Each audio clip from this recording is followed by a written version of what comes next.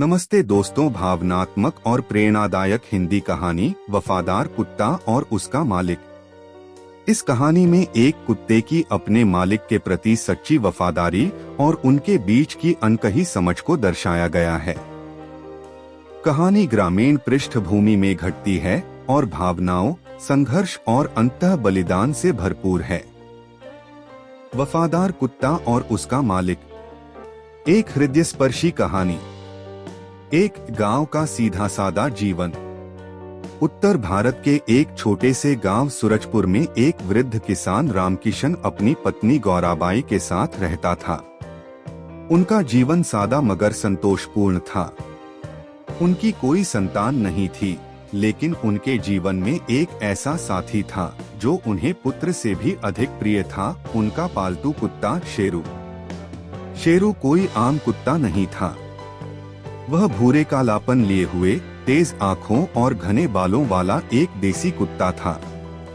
वह रामकिशन के साथ खेतों में काम करता, मवेशियों की रखवाली करता और रात को दरवाजे पर पहरा देता। गांव वाले अक्सर कहते, रामकिशन के घर में बच्चा नहीं, लेकिन भगवान ने शेरू को उनके लिए भेजा है। दो बचपन की मुलाकात। शेरू कोई खरीदा गया कुत्ता नहीं था। रामकिशन को वह एक बारिश भरे दिन मिला था। करीब 12 साल पहले जब रामकिशन खेत से लौट रहे थे, तभी उन्हें सड़क किनारे एक गत्ते के डिब्बे में कुछ कराहने की आवाज सुनाई दी। झांक कर देखा तो उसमें एक छोटा सा भीगा हुआ कांपता हुआ पिल्ला था। उसके ऊपर बारिश की बूंदें पड़ रही थीं और ठंड से वह कांप रहा था। रामकिशन ने बिना एक पल गवाए उसे उठाया, अपनी चादर में लपेटा और घर ले आए। गौराबाई ने पहले तो मना किया, क्यों लाए हो इसे, कौन संभालेगा? लेकिन जब पिल्ला उनकी गोद में दुबक गया तो उनका दिल भी पिघल गया। बस तभी से शेरू उनके परिवार का हिस्सा बन गया। 3 सच्ची दोस्ती की शुरुआत। शेरू बहुत समझदार निकला। वह जल्दी ही घर और खेत के माहौल में ढल गया। रामकिशन जहां भी जाते, शेरू उनके पीछे पीछे चलता। खेत की जुताई हो या मवेशियों को पानी पिलाना, शेरू हर वक्त साथ रहता। रामकिशन और गौराबाई का अकेलापन अब शेरू ने भर दिया था। शाम होते ही वह रामकिशन की चारपाई के नीचे लेट जाता। कभी कभी रामकिशन उससे यूं बातें करते जैसे किसी बेटे से कर रहे हों, और शेरू बड़ी ध्यान से सुनता, कभी दुम हिलाकर तो कभी गर्दन टेढ़ी करके। गांव में बदली हवा। वर्षों बीतते गए। रामकिशन बूढ़े होते गए, मगर शेरू का साथ वैसा ही बना रहा। अब शेरू भी अधेड़ हो चला था, उसके बाल सफेद होने लगे थे, लेकिन उसकी वफादारी और चौकसी में कोई कमी नहीं आई। इधर गांव में कुछ बदलाव हो रहे थे। खेत बिकने लगे थे, शहर से लोग जमीन खरीदने आने लगे थे। एक स्थानीय गुंडा बृजमोहन अब गांव की जमीनें सस्ते दाम में हथियाने की कोशिश में था। रामकिशन की जमीन भी उसे चाहिए थी, क्योंकि वहां से गुजरने वाला रास्ता नए फैक्ट्री प्रोजेक्ट में शामिल था। एक दिन बृजमोहन ने रामकिशन से सीधा कह दिया, बुजुर्ग हो, जमीन बेच दो, शहर में आराम से रहो, ये खेत अब तुम्हारे लायक नहीं। रामकिशन ने साफ मना कर दिया, यह जमीन मेरी जीवन भर की कमाई है, इसे मैं किसी कीमत पर नहीं बेचूंगा। 5 बृजमोहन की चाल। रामकिशन के इनकार से बृजमोहन तिलमिला उठा।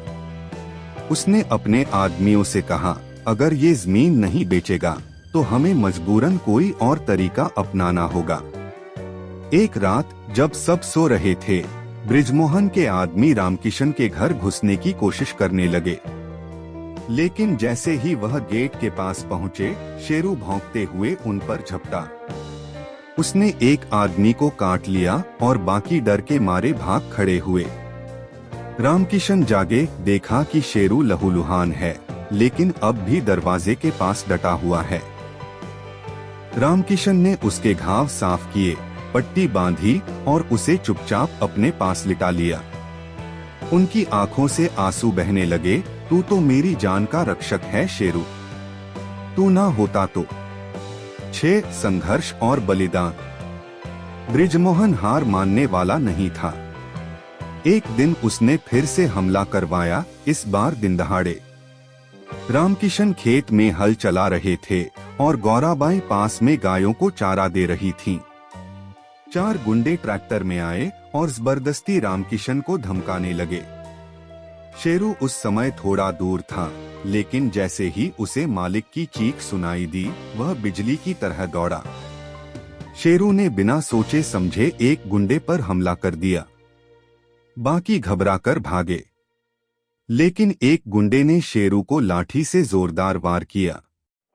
शेरू गिर पड़ा। रामकिशन दौड़कर उसके पास पहुंचे। शेरू के शरीर से खून बह रहा था, लेकिन उसकी आंखें अब भी रामकिशन की ओर देख रही थीं, जैसे कह रही हो, मैंने तुम्हें बचा लिया मालिक। शेरू की सांसें धीमी हो गईं।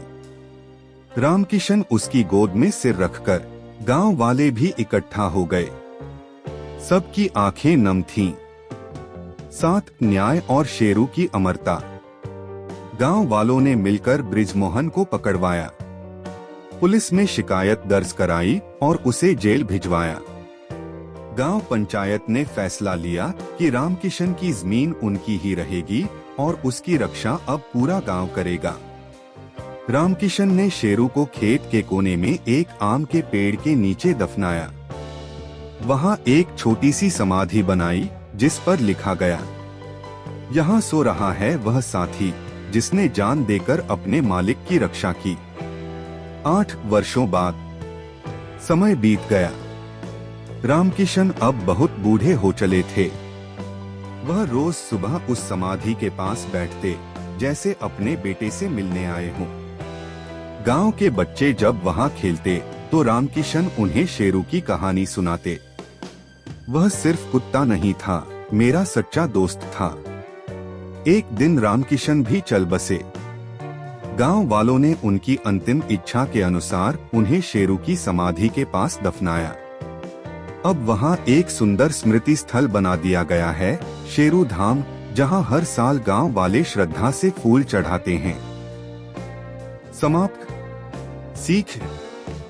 यह कहानी सिखाती है कि वफादारी केवल इंसानों तक सीमित नहीं होती। कभी कभी जानवर भी ऐसी मिसाल छोड़ जाते हैं जो इंसानों के लिए भी प्रेरणा बन जाती है। शेरू जैसे वफादार साथी की यादें अमर रहती हैं और उसके बलिदान को कभी भुलाया नहीं जा सकता।